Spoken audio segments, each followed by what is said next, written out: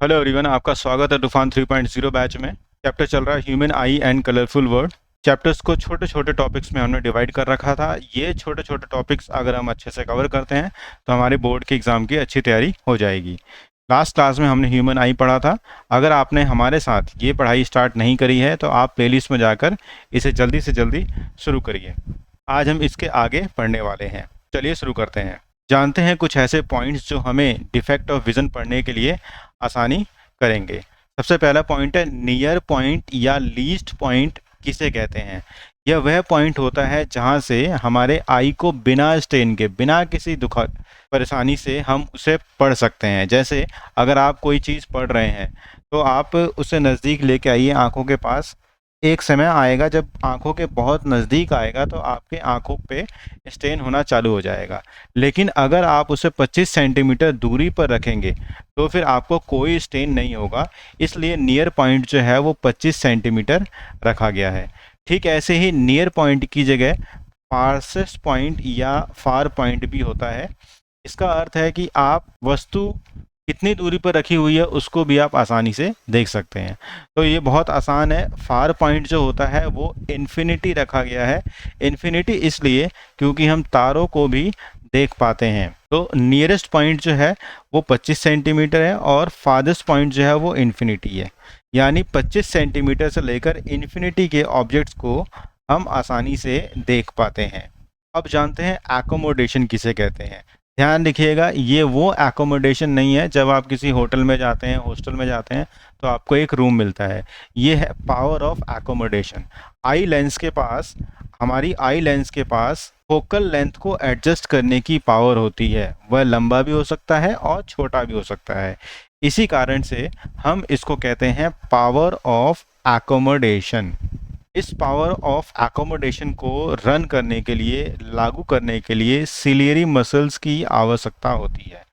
Ciliary muscles वह muscles हैं जो लेंस को होल्ड करके रखती हैं, लेंस को खींचती हैं तो लेंस का पतला होना शुरू हो जाता है और लेंस को प्रेशर बनाती हैं तो लेंस का साइज मोटा होना शुरू हो जाता है। तो इस प्रकार से वो फोकल लेंथ को चेंज करती हैं। आइए समझते हैं फोकल लेंथ वाकई में चेंज होता कैसे है। सबसे पहली बात, फोकल लेंथ, अगर हम दूर के ऑब्जेक्ट को देख रहे हैं तो हमारी सिलियरी मसल्स रिलैक्स होती हैं और लेंस को थिन कर देती हैं। जैसे ही लेंस थिन होता है तो उसकी फोकल लेंथ बढ़ जाती है। तो ये तरीका है फोकल लेंथ को बढ़ाने का जब हम दूर के ऑब्जेक्ट्स को देख रहे हैं।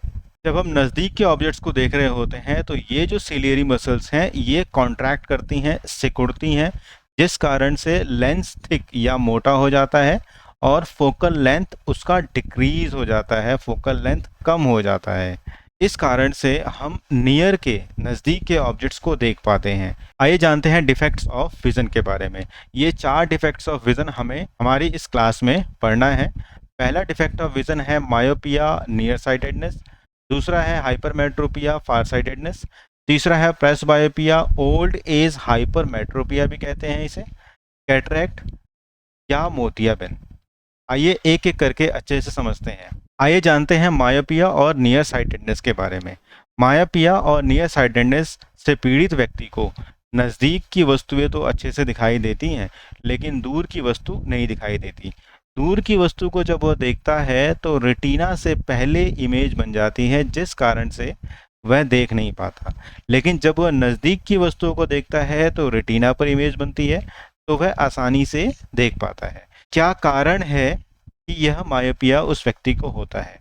या तो उसके लेंस का एलोंगेशन हो जाता है या फिर कर्वेचर, उसका एक्सेसिव कर्वेचर होने के कारण से ऐसा होता है। इसको सही कैसे किया जाए? उचित पावर का कॉन्केव लेंस यूज़ करने के बाद इसे सही किया जा सकता है। जैसे ये हमने एक कॉन्केव लेंस का यूज़ किया है उचित पावर का, जो उस व्यक्ति के लिए है। यह दूर की किरणों को थोड़ा और फैला देता है। फैला देने के कारण से जो रेटिना से पहले इमेज बन रही थी वो अब रेटिना पर बनने लग जाती है। तो यह एक मैजिकल वर्क होता है कॉन्केव लेंस का, जो मायोपिक पर्सन के लिए बहुत अधिक उपयोगी बन जाता है।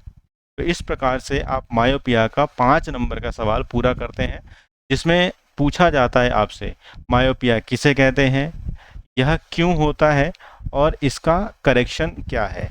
मायोपिया किसे कहते हैं वो यहाँ से तैयार कर लिया, मायोपिया क्यों होता है वो यहाँ से तैयार कर लिया, मायोपिया सही कैसे होता है वो यहाँ से तैयार कर लिया। अगर आपसे पूछा जाता है कि मायोपिया में इमेज कहाँ पर बनती है जब मायोपिया होता है, तो जब मायोपिया होता है तो इमेज रेटिना से पहले बन जाती है और लेंस कॉनकेव लेंस लगाने के बाद यह रेटिना पर बनने लग जाती है। तो आज की वीडियो में बस इतना ही। आगे और भी डिफेक्ट्स के बारे में हम बहुत अच्छे से पढ़ाई करेंगे। थोड़ा सा जल्दी हो जाता है लेकिन कम समय में मैं आपको बहुत सारी नॉलेज देने के लिए तैयार हूँ। आप इसको दोबारा देख लीजिएगा, थोड़ी स्पीड कम करके देख लीजिएगा। आखिर तक वीडियो को देखने के लिए आपको बहुत बहुत धन्यवाद। चैनल को सब्सक्राइब करिए, वीडियो को शेयर करिए और लाइक करिए। Thank you.